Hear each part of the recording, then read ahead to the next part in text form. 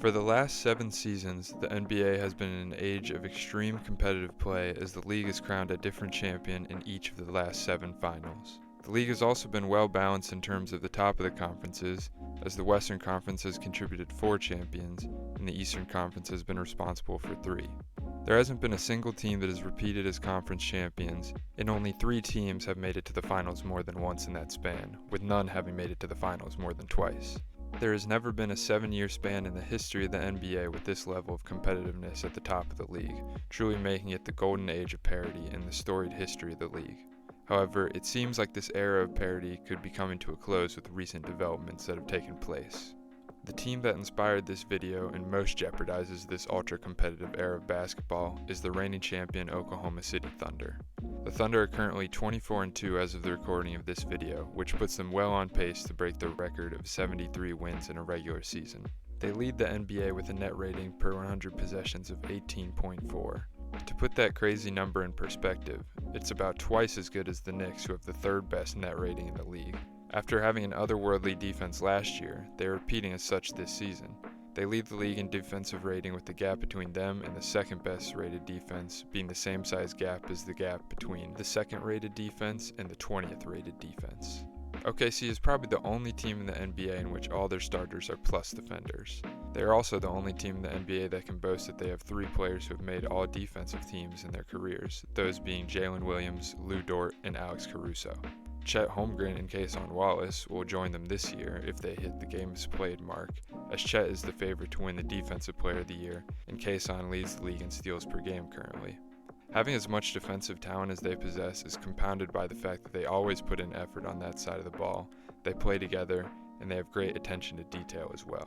Along with their unparalleled defense, they also have a top 5 offense in the league, spearheaded by the reigning Finals MVP and arguably the best player in the NBA in Shai Gilgeous-Alexander. Shai is having potentially the best regular season that the NBA has seen from a guard since Steph Curry's unanimous MVP season in 2016. Shai is averaging 33 points and 6 assists per game and is on pace to have the highest true shooting percentage of any 30-point per game scorer in NBA history. The production is fantastic, but his efficiency in scoring is what has made this season truly special. His true shooting percentage is 10% above league average, which is unbelievably difficult to do with the scoring average he's putting up. OKC are clear favorites to win the title this year, but they are also set up very well to compete for championships in the future, as they have their core players locked into multi-year contracts and have a treasure trove of picks to boot. Their 3 all-star level players in Shai Gilgeous-Alexander, Jalen Williams, and Chet Holmgren are all getting better, and they're all locked into long-term contracts that have them in OKC for at least the next 4 seasons after this year. They also have several key role players locked in for multiple years as well in Alex Caruso, Aaron Wiggins, and AJ Mitchell.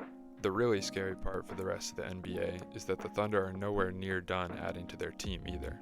The Thunder could wind up having up to 3 first-round picks in next year's draft and have one of the most coveted picks in the NBA currently, as they own the Clippers' first-round pick.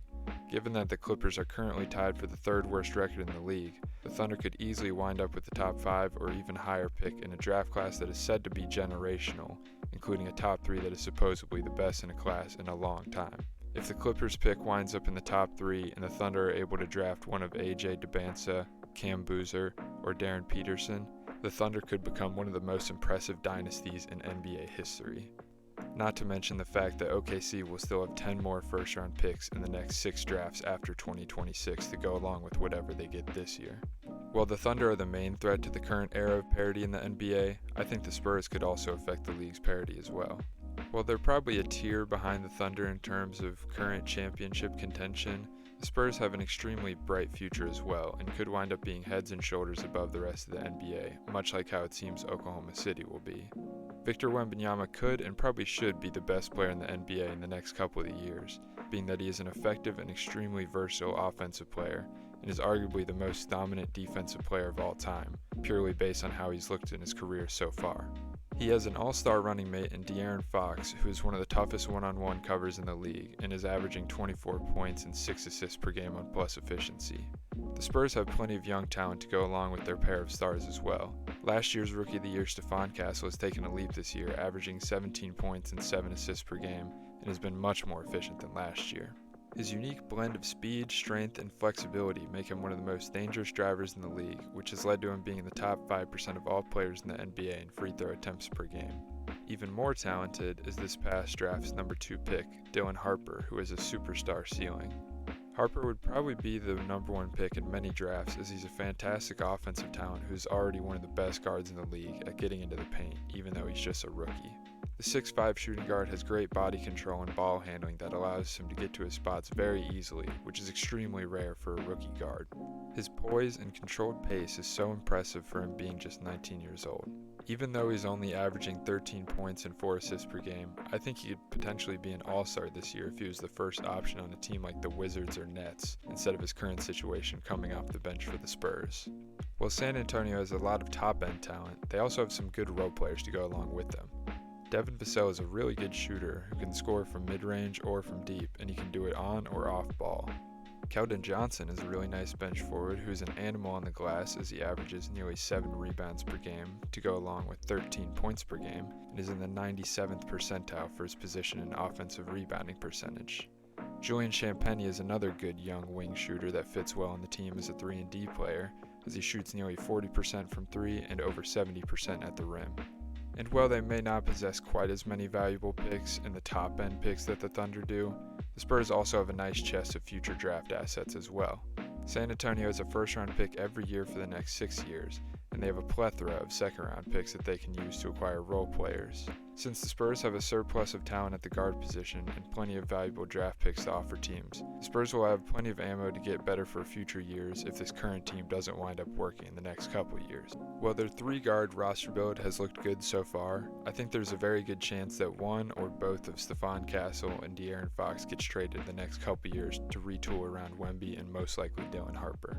The Spurs might not be on the same level as the Thunder currently, but I think they're lining up to be the only team that can challenge the Thunder in the upcoming 5 or 6 years due to their extremely talented young duo of Wemby and Harper, paired with the talent they currently have or opportunity for talent that they'll have with trades.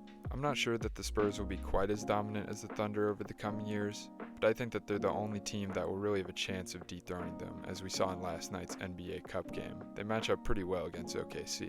It seems as though these teams will run the NBA for the next 5 to 7 years, with OKC being the favorites every year and the Spurs maybe being able to knock them off 1 or 2 years. This would completely destroy the golden age of parity that we've had for the last 7 years, and it feels as though the Western Conference Finals could become the de facto NBA Finals, as these two teams will be in a completely different tier from the other 28 teams in the league. Hopefully, for the sake of those 28 teams and their fan bases, this won't wind up becoming true.